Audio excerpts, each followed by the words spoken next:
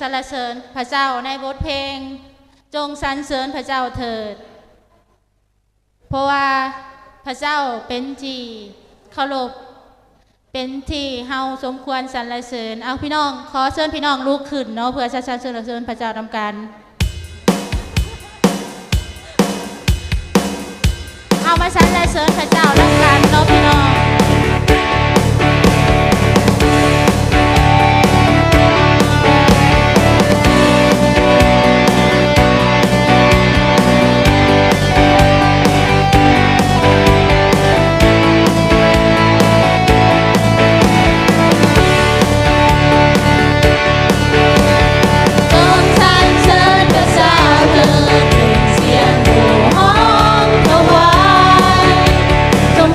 ไปใน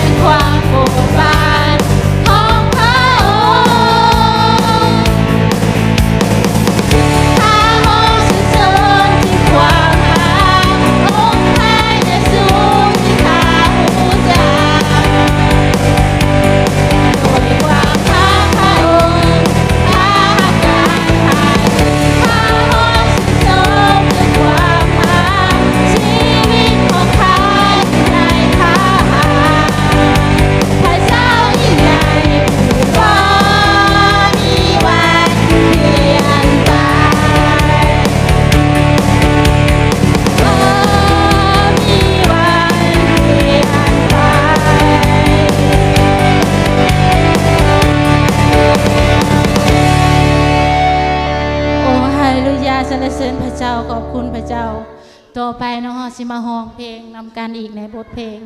พาซิลีโอพาซิลีขอให้พาซิลีของพระองค์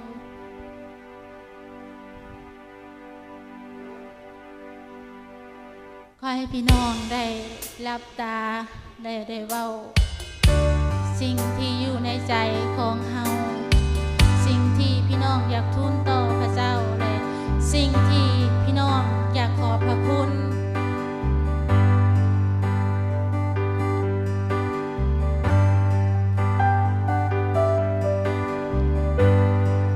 โอ้พระบิดาเจ้าค่ะพระลูกมาเข้าเฝ้าพระองค์ในมื้อนี้พระองค์มาเพื่อถวายคำสรรเสริญแด่พระองค์ขอพระวิญญาณบริสุทธิ์ของพระองค์ทรงเคลื่อนไหวท่ามกลางของพระลูก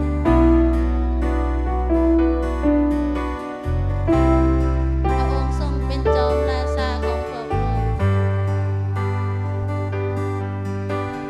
พาซิลี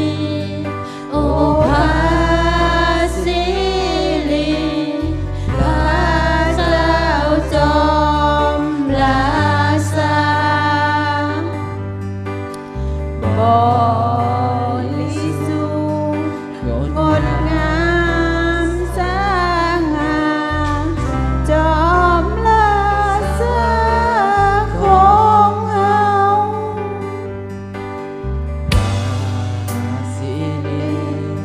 โอพาซิลีพระเจ้าจอมราชาบริสุทธิ์งดงามสง่าจอมราชาของเฮาจึงก้มกราบเทิดทูนนามาสการพื้นญาณที่ยกย่องและบูชาด้วยเรามีพระเจ้าเดียวองค์ผู้เที่ยงธรรมผู้ทรงครอบครอ